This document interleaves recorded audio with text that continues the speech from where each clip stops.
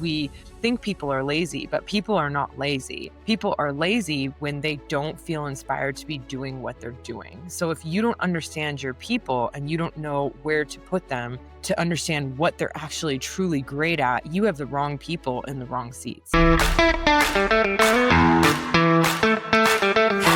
Hey, everybody, welcome back to the Scale Smart, Grow Fast podcast. When systems outpace the people behind them, growth breaks down. In this episode, Carly Pepin, international speaker and consultant, shares why sustainable scale begins with your team, not just your tech.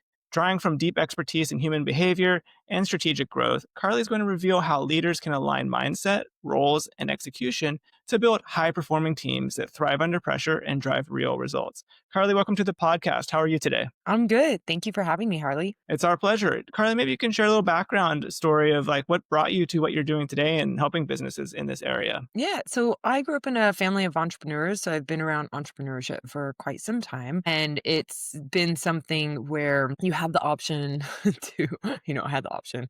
I didn't love school. I would actually ditch school and go to work where I got to manage a surf shop, and they taught me a lot of stuff. So my parents at a certain point said, well, maybe we help you start your first business as opposed to going to college because you seem to really enjoy this. So that was my college education instead, and I really enjoyed it. It didn't work out, business is business, but it was really quite an inspiring experience. And after that, I just had the opportunity to work in these other small businesses where I would help them to scale and grow.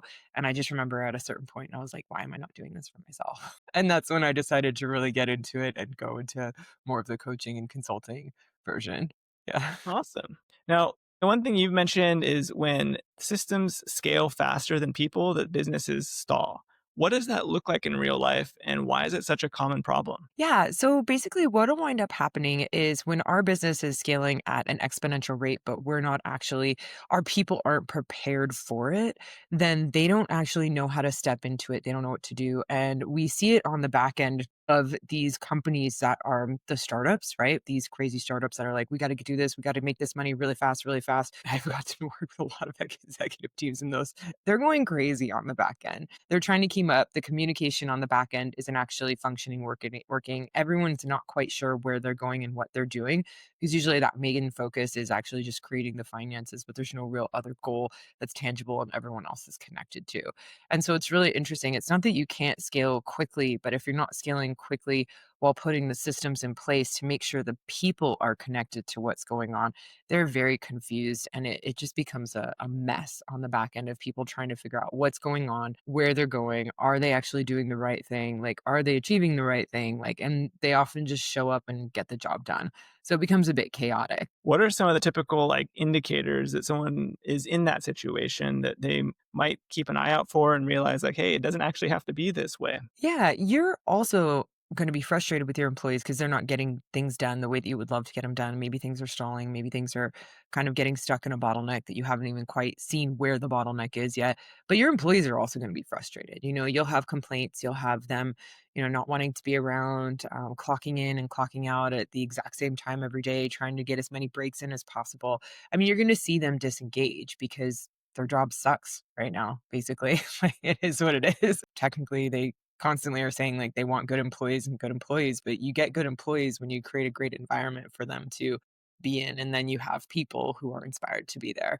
So really pay attention to your people. If they're not engaged and they're not actually enthusiastic to be there every day, something's going on within your company, and it's really important to check out what's happening and what's going on and see how things are actually moving forward. Is everyone truly aligned? Does every department know how to communicate with each other, connect with each other? Do they know how to incorporate and integrate with each other? Is that something that you're even working towards? Otherwise, again, it's very, very, very difficult. Things can be challenging. I love that, having inspired Mhm. employees when you create that right environment. Now, a lot of times people, when they're getting started, they often are looking more at their tech stack and maybe the systems rather than investing in their people.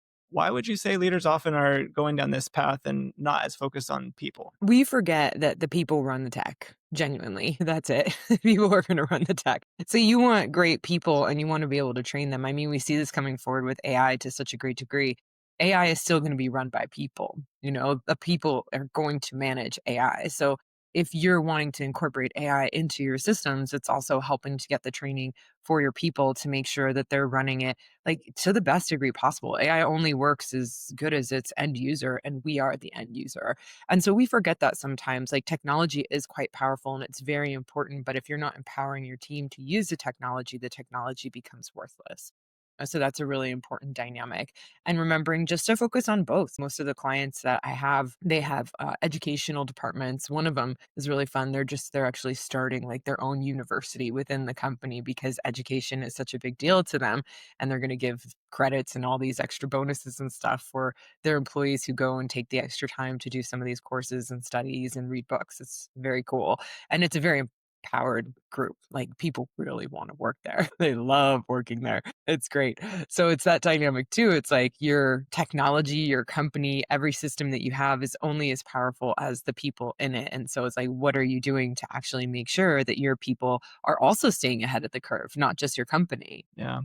For those listening that maybe feel like they don't have the resources, whether it's time or finances, to like set up that kind of internal university to help educate their employees, what are some other options that they could consider to help keep their employees trained, educated, and inspired? Yeah, absolutely. I mean, ask your employees too what they're interested in. I'm going to give you an example of a larger company, but we'll do some smaller examples too.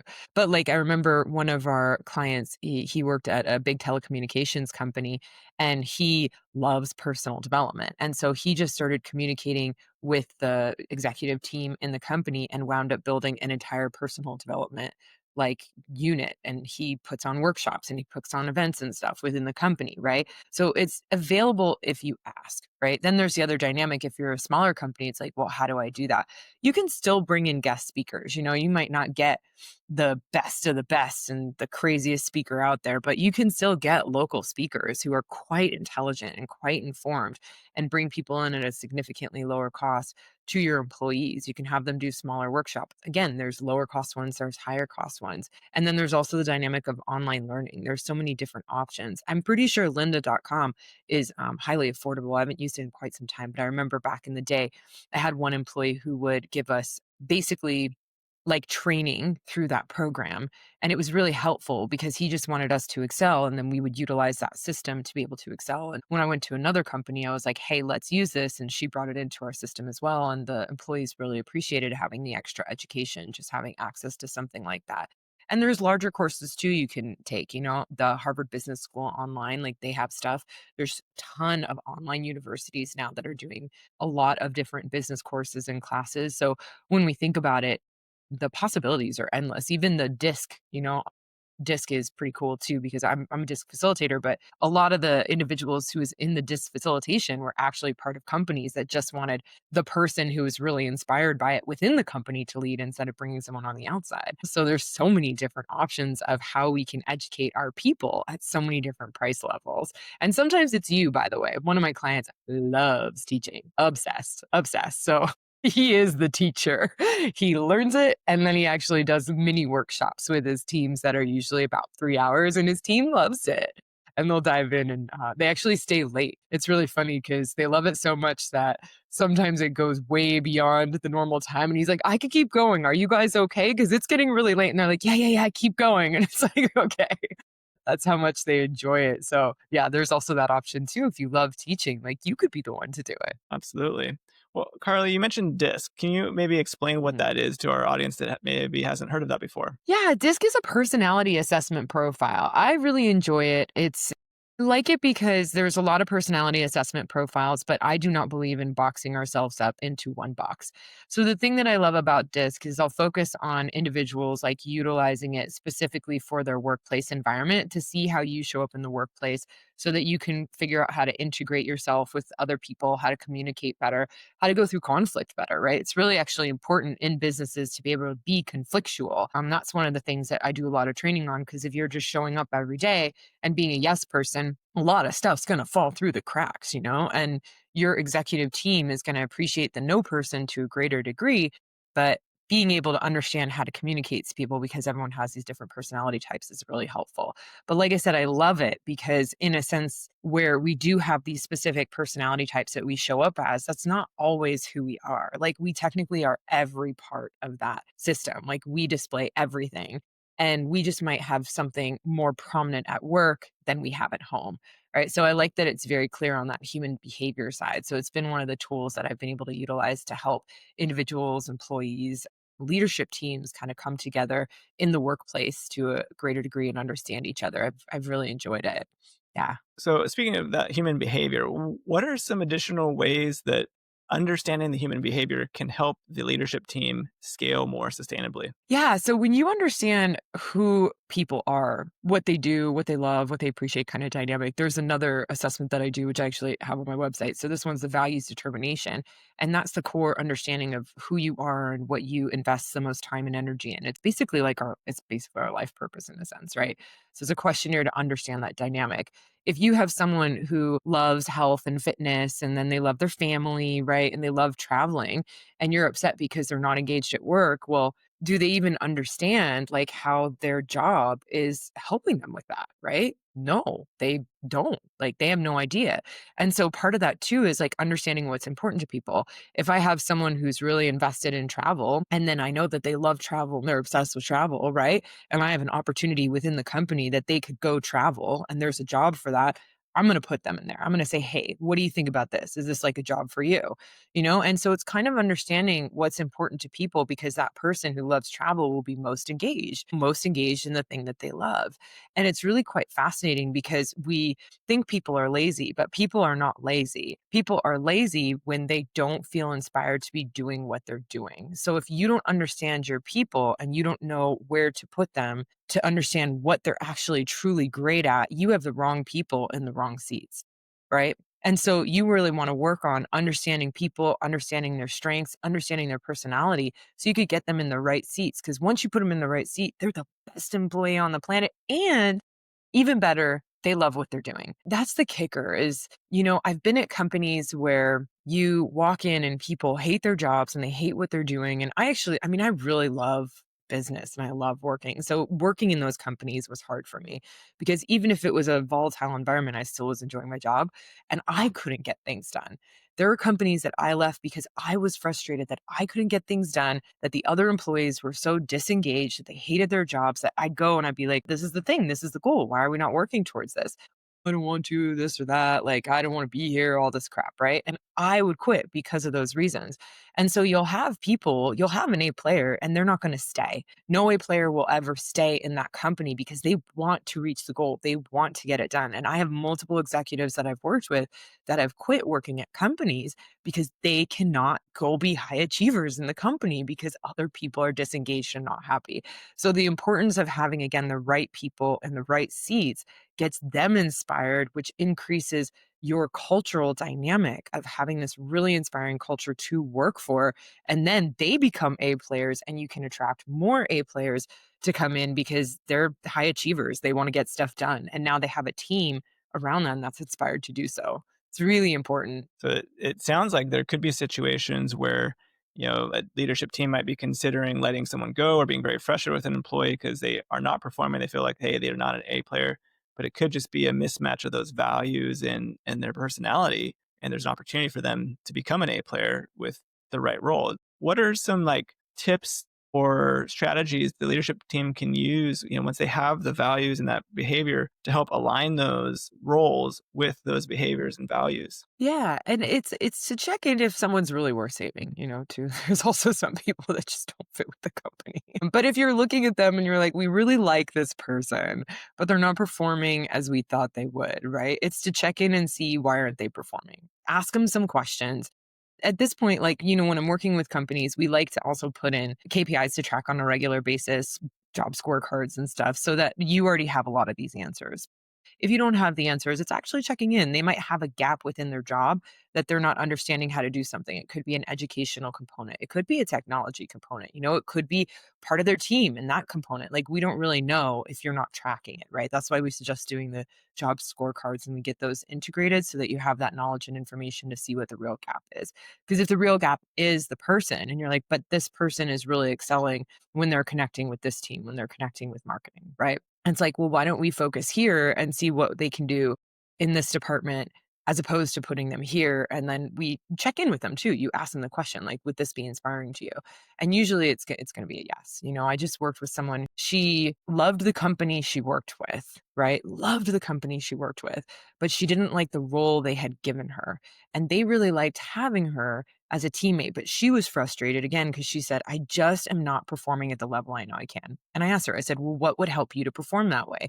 And she's like, this job that they actually have available, this one's wildly inspiring to me. I love this one. And I was like, okay.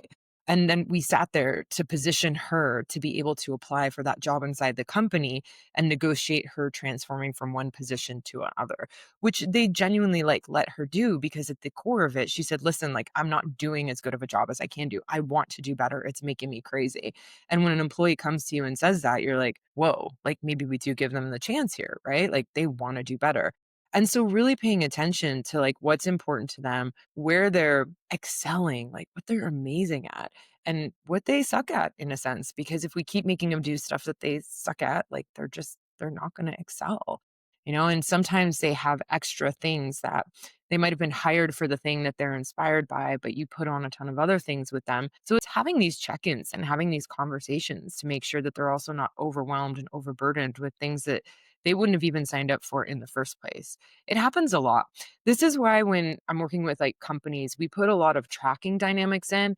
In the beginning, companies tend to feel a bit overwhelmed because they're like, oh, this is so much to do. But at the end of it, once it becomes a habit and routine, like anything, it becomes a simplistic thing to put into place where you save so much time and energy later on. And all these things that we're talking about, you're actually catching because you put the systems in to be like, hey, so and so has been performing quite well for quite some time, but now they're starting to underperform. What's the difference? We put them in charge of this project. They don't like this project. They've actually been sharing they hate this project. Maybe this is not the project for them because the project's not even doing that well, right? And so you can kind of track it and see what's happening before, you have to go back and do all this like crazy research and stuff. So that's why we like to do a lot of tracking. Yeah, I love tracking KPIs. It's my background's engineering, so love looking at the You numbers love there. it. Every day, your top performers are buried under emails, scheduling, and reporting. Work that doesn't move the needle. The result? Frustration, burnout, and worst of all, lost revenue. That's why we created the Executive's Guide to Scaling High Performers, a simple, battle-tested framework to eliminate busy work and unlock your team's full potential. Inside, you'll get the exact steps top executives use to retain A players, boost productivity, and free up their team for high-impact work. Stop losing revenue. Go to workergenics.com/growthhub or check the episode notes to download the Executive's Guide to Scaling High Performers now. We mentioned, you kind of touched on this a little bit, and how can leaders balance the high performance expectations of their team members while still having like a psychologically safe work environment for them so people don't have that burnout or the stress? Yeah, so this is also being realistic in a sense, right? Sometimes burnout happens because people are working too hard, too long of hours. Again, I see this a lot in like the startup companies and the startups usually that have investors and the investors want a certain amount of income by a certain amount of time. It's really high pressure. And what winds up happening is you have these people working, 7 days a week, like for 14 hours a day and they get burnt out, right? But remember too is part of this is I get that that's your goal, but you are going to burn out your team and you lose people on a regular basis. So there's a lot of employee turnover in those companies. And there's also the dynamic, funny enough, is like just hire more people. The cost of employee turnover is so high. Like you look at the research, like it's so high how much it's actually costing you. And if you actually looked at how many employees get turned over because you're overworking them because there's too much work and not enough people, you'll laugh because you're like, we could have saved money by just hiring more people. It's actually comical. So this is as the engineer brain, do your math. Sometimes just do your math because you might realize that that's like an easier path, which is really fun. The other dynamic too is people are going to get burnt out for multiple reasons. Like sometimes there's genuinely things going on in their life, like in their personal life, that maybe is also going to burn them out. So we can't have an unrealistic expectation that everyone's not going to be burnt out from time to time. And that you can check in. And again, you could, sometimes I work with companies, they do personal development with people that they really love and they pay the extra to help them get to the other side of whatever personal challenge they're going through so that they can show up to work and just, feel better. So sometimes that's genuinely a case. There's also the dynamic if they're getting burnout, they're just uninspired by what they're doing. So this again goes back to who are these people? What are they great at? What do they love? Where can we put them in the right seat to make sure that they are the A player? Because remember, even if you think about how you function, when you're doing something that you have to do, you should do, you're supposed to do, things that you're not like really feeling like doing, you feel tired, you feel lethargic, energy starts to dip and drop. But when you're doing something that you're really looking forward to doing, even if it's challenging, right? But you're like, this is something that I love. This is something that I'm inspired by. What happens? Naturally, your energy levels start to rise, right? And all of a sudden, you have energy when you didn't have energy before. So, all we're doing when we say put the right people in the right seat is we're asking you to understand this person enough and get to know them enough that they start out in that seat that energizes them, that doesn't drain them and take their energy and burns them out. Because you, as a founder, as an owner, you get burnt out too. When you're doing stuff in a company that you don't want to do, you get burnt out. Most of the founders and owners I'm working with, it's like we're also refocusing what they do and participate in the company with. And because they get stuck in the weeds all the time in different ways. And it's like one I just worked with, and she just really wanted to focus on the creative and the vision for the future. That's all she wants to focus on. So it's like, okay, let's knock everything else out and let's delegate. Another one, he loves sales, but he only wants to handle the big sales. And so it's like, okay, let's just get you on you're the top, and he's executive level. Like he doesn't need to be doing this, but he loves it and it fuels him and it feeds his soul. So it's like, let's get you there. And now he's lit up and he's not burnt out again, right?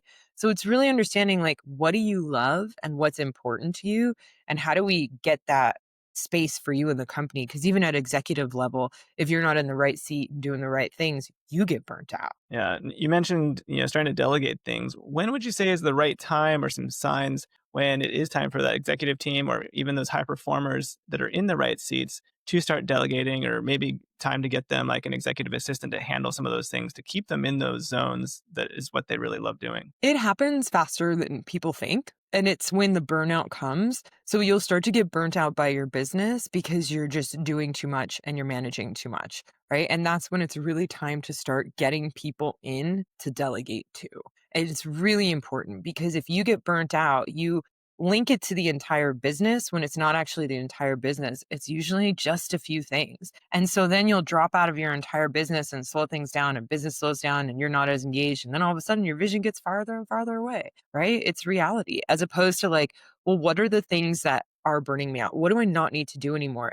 Sometimes what I'll do, I don't always have to do this, but if you struggle delegating and you have a hard time in your brain, what I have my clients do is we go through all the things they do in a day and we look at their hourly rate versus how much it would cost to actually replace that. And when we look at it, it's like, oh, you're doing a minimum wage job. So you get paid 500 to $1,000 an hour and you're doing a minimum wage job. So if I got you that job and we put an employee in that section, this would free your time up to go make 500 to $1,000 an hour.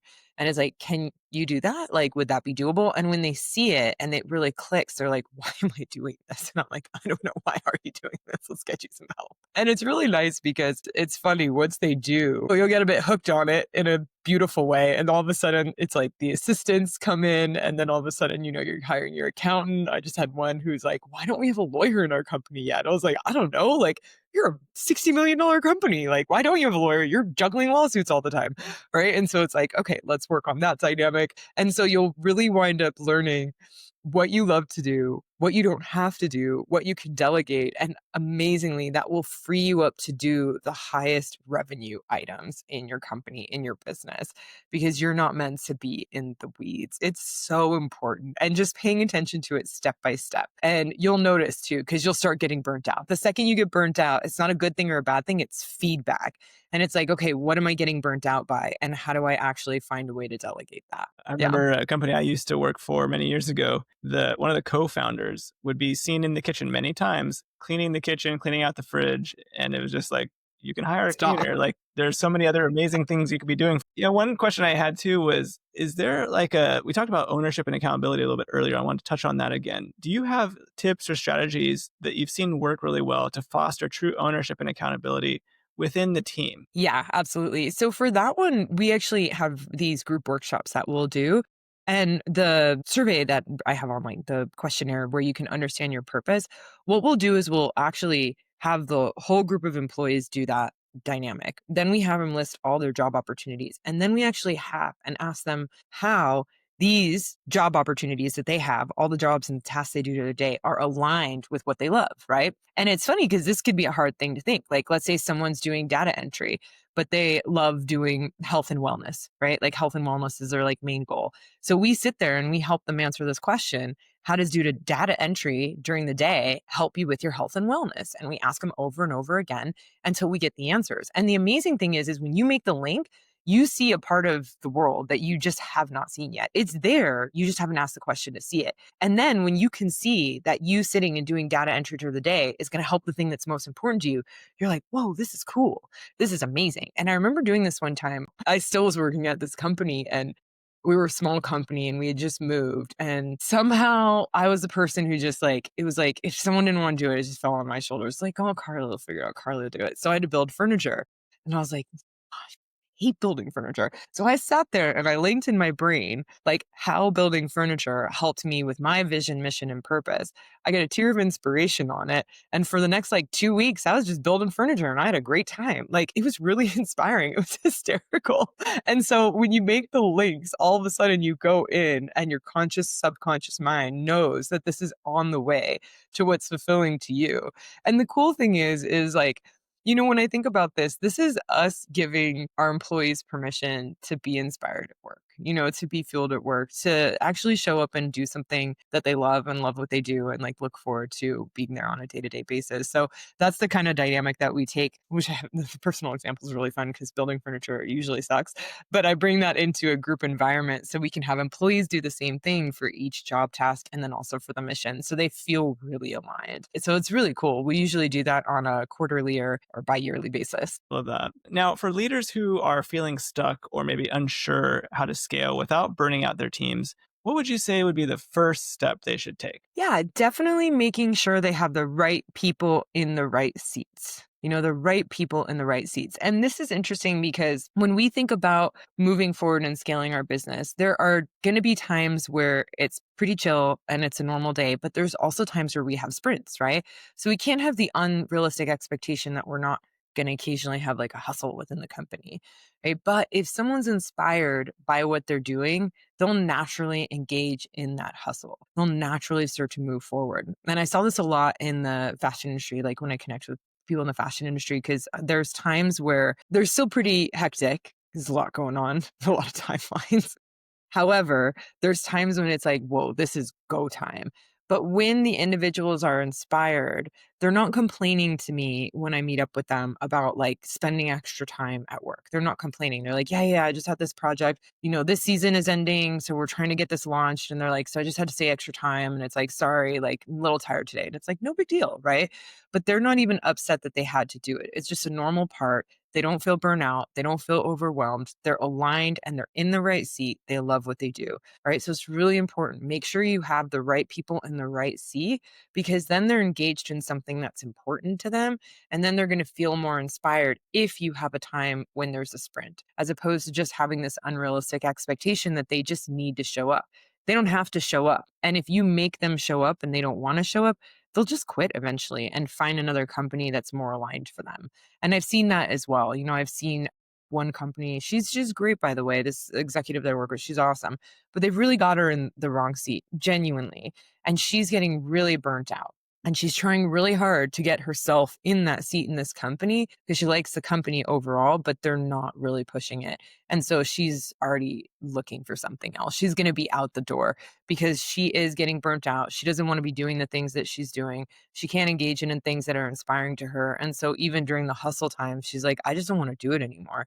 And she's starting to step back, which also is, challenging to the company because they require like certain things at certain times, but she doesn't have to. She genuinely doesn't have to. She doesn't have to over hustle. Like it's a normal job. And so really get people in the right seats, get them inspired by what they're doing. Your people are one of your most powerful tools, like that you have, genuinely. Well, Carly, thank you so much for sharing these valuable insights with our audience today. If people want to have their team be inspired and We'll continue this conversation with you. What's the best way for them to get in touch with you? Yeah, so you can head on over to my website, which is westcoastgrowthadvisors.com. And we have a couple questionnaires on there that would be fun. We have the values one, the values determination, which we talked about, which is awesome and necessary for every person I work with. And then also there is a great one as well that would be helpful, which kind of gives you an idea of where you're at with your team. It's like a questionnaire on your entire company, but there's a comprehensive section in there on people. So you could see exactly where the gaps are with the team and the culture building too. So I think that would be helpful as well. Thank you so much. We'll make Yeah. sure we have all those links in the show notes. Now, if you got value from this episode, do one quick thing: hit like and subscribe so you don't miss future strategies to help you scale smarter. And maybe you know a business owner or colleague who could use this information. Share this episode with them. It could be exactly what they need right now. And if you're listening on a podcast platform, leave us a quick rating. It helps us reach more leaders just like you. And again, thank you all for tuning in. We'll see you on the next one.